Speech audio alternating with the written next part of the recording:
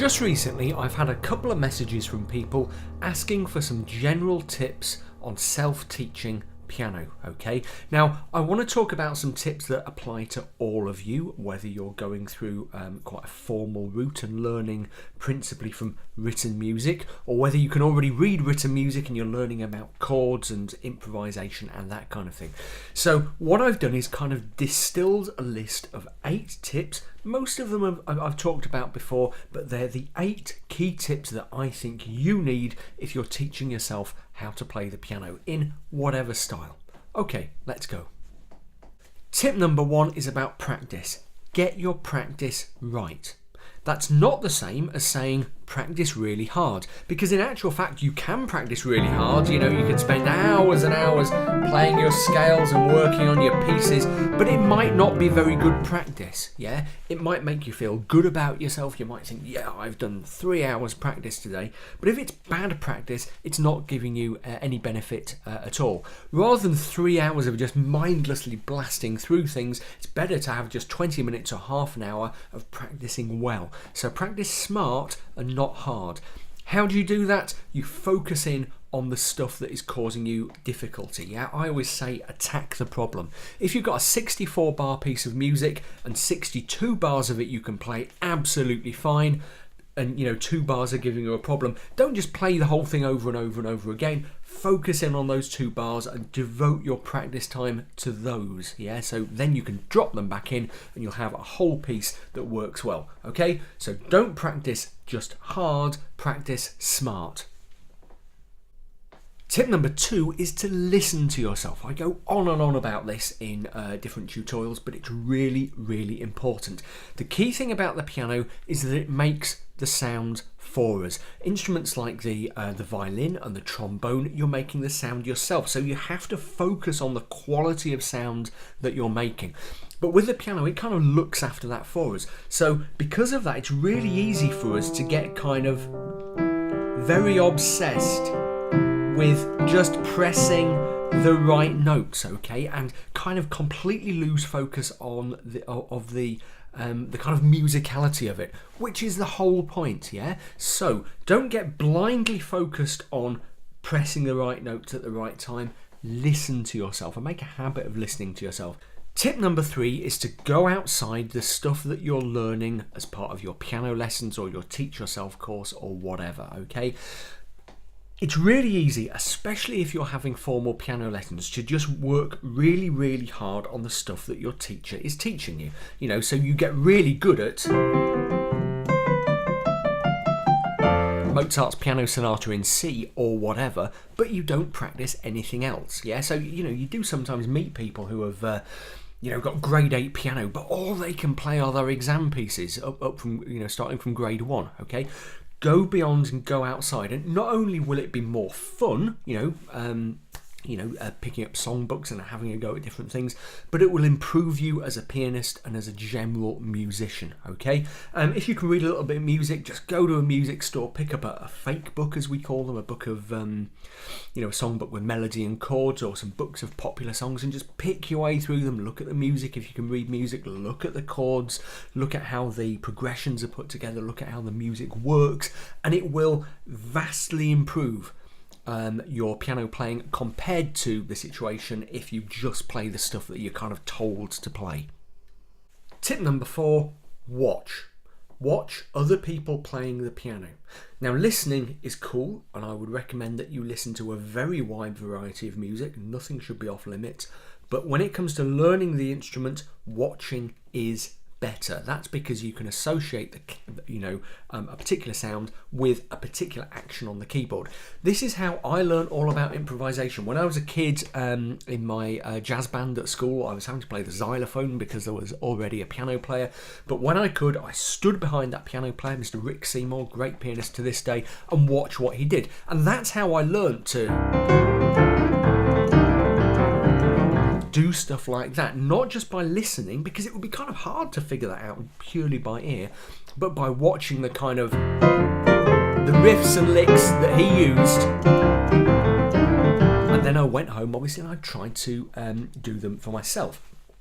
These days, compared to 1988 or whatever that was, you have huge advantages over 12-year-old Bill Hilton, because you can go and look at YouTube, and there are loads of piano videos on YouTube. Watch some of those. You can video other people playing the piano. So if you're in a band and you want to copy what the keyboard player is doing and stuff, just get there with your phone. But do watch rather than simply listening, because especially if you are interested in improvisational styles, that is the way to develop your skills. Tip number 5 is to improve your ear. Now, that doesn't mean that you have to get to a point where you have perfect pitch, which is where someone can come to the piano and press that note and you can say, yes, that's an E, without even seeing it. Perfect pitch is kind of not necessary. Much more important is relative pitch, where you can, for example, hear that interval and know that it's a major third, or that interval and know that it's a perfect fifth. Okay. Also, so you can get to the point where you know how particular chords are likely to sound. Okay, so getting an instinctive feeling for the sounds of different chords, even if they're getting to be quite complex ones. Now, your ear will develop naturally to a certain extent as you get better at playing the piano. But there are things you can do to speed up your learning and to give yourself a really good ear. There are quite a few ear exercises, ear training exercises, aural exercises we sometimes call them. I've made a couple of tutorials about that kind of thing. I'll post links to those. There are ear training apps, quite a few kind of iPhone and Android apps for ear training. Auralia is a really good one. The single best thing I've ever done for my ear, and in fact for my musicianship skills in general, is sing in a choir. I first joined a choir when I was 15, and I've been in them ever since. I'm still in a choir to this day, so that's kind of 27 years later. And choral singing, if it is proper choral singing, SATB, 4 parts, you're singing from written scores, will improve your ear and improve your musicianship skills and improve your music reading like nothing else. Okay, if you can join a choir, proper choir singing from proper music, it will massively increase your abilities as a musician. Okay, so various things you can do there, but do be conscious of the need to improve your ear, because it kind of feeds back into your playing. It's kind of hard and difficult to describe, but once you have a better ear, then you improvise more smoothly. It even becomes easier to read sheet music, because you look at a piece of sheet music and you can kind of hear it in your head, and that translates much better then onto the keyboard. Okay, it's a much more smooth connection between the written music or the musical ideas if you're improvising and what happens on the keyboard. So work on your ear. Tip number 6, work stuff out for yourself. Okay, it can be anything. It can be something you've heard on TV. It can be a favourite song. But working things out on the piano keyboard will help your ear. But it will also help your understanding of how melody and harmony work. Okay, let me give you an example. So, like my little 2-year-old is obsessed with the kids' TV show Paw Patrol. Okay, so I sat down at the piano and worked out how to play the theme song from Paw Patrol, which is really catchy. Paw Patrol, be there at the double. And now constantly, every sort of waking hour of the day, it's play Paw Patrol, Paw Patrol, Paw Patrol, and I have to, I play it over and over again. But enough of my child-minding woes.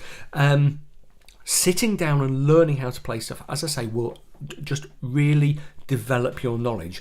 That isn't to say that that's the only way you should play the piano, this kind of playing by ear, as people call it.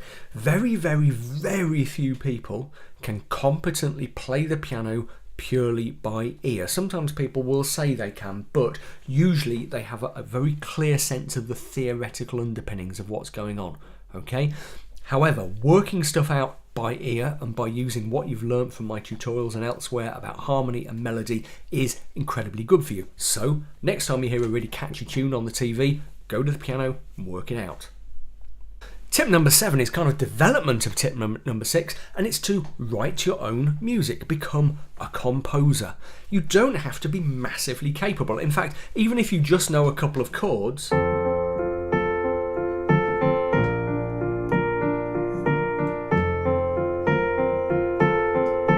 can begin to improvise and play around on the piano and create your own compositions, even if they're really simple, just using the 2 chords. So I was using F and B flat there. Okay, and Spend a long time doing that because it's kind of fun, it's kind of satisfying, but it will give you an instinctive feel again for the way chords and harmony and maybe melody work, and push your boundaries.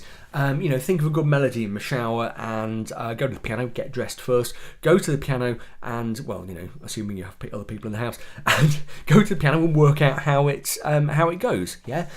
Be creative. Music is all about creativity, so why do people treat it as if it's kind of, like a spelling test or something? It's not, yeah? Be creative, compose your own stuff, even if it's only really basic. You don't have to play it to anybody, it's just for you. Finally, tip number 8. This won't apply to all of you, but for those of you to whom it does apply, it's vital. Learn to read written music. Okay, so many people are like, yeah, I don't want to, this learning music stuff, that's not cool. I want to play the piano and, I just want to learn chords and things like that. That's silly, okay? Learning to play from written music or learning to decode written music, learning to write piano score is one of the biggest favours you can do yourself. First of all, it's super efficient. It's the most efficient way that's evolved over centuries of writing music in a way that humans can understand it. Okay, yeah, we have MIDI data.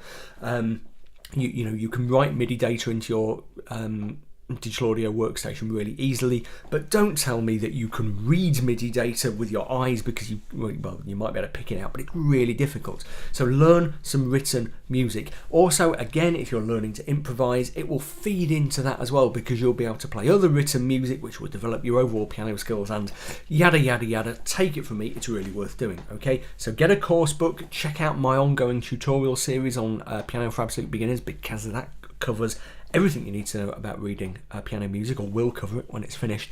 And learn to read music. It is not uncool, it is incredibly useful. It's not even that difficult, okay? Just, you need to put a little bit of effort in, but it is not that hard. So tip number 8, if you can't read written music, jolly well learn how to do it.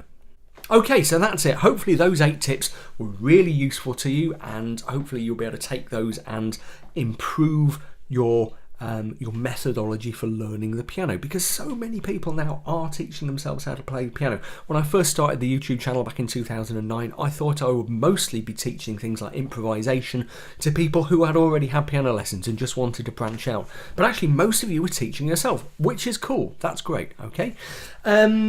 Just before I go, remember to subscribe to my channel. Okay, if you haven't already, like the video if you thought it was kind of cool, and please do check out my books. How to Really Play the Piano, the Stuff Your Teacher Never Taught You is pretty cool, pretty handy if you are teaching yourselves about chords and improvisation and stuff. You need to know how to read basic sheet music, but not loads, and it'll teach you everything you need to know, all the basics of everything you need to know about chords and harmony and getting started with improv and pop piano and that kind of stuff. If you need to learn written sheet music, then check out my current tutorial series that I was just talking about in tip 8 on Piano for Absolute Beginners, because that will teach you all that. If you're a little bit more advanced, not necessarily loads advanced, then do check out 7 Studies in Pop Piano, my recent book of studies of kind of popular music styles, kind of, your Ben Folds, your Elton John kind of stuff. 7 pieces of piano music with notes and full explanation of how they work, how the harmony works and all that sort of stuff. So there we go. That was kind of intense, wasn't it? Yeah, cool. Anyway, hope it was useful. Another video coming later this week for the end of March on, it's going to be the next one in the Piano for Absolute Beginners series, which is going to then carry on into April and May, and we've got loads of other cool stuff planned. So there we go. Subscribe if you haven't already, and I will see you again very soon. Take care.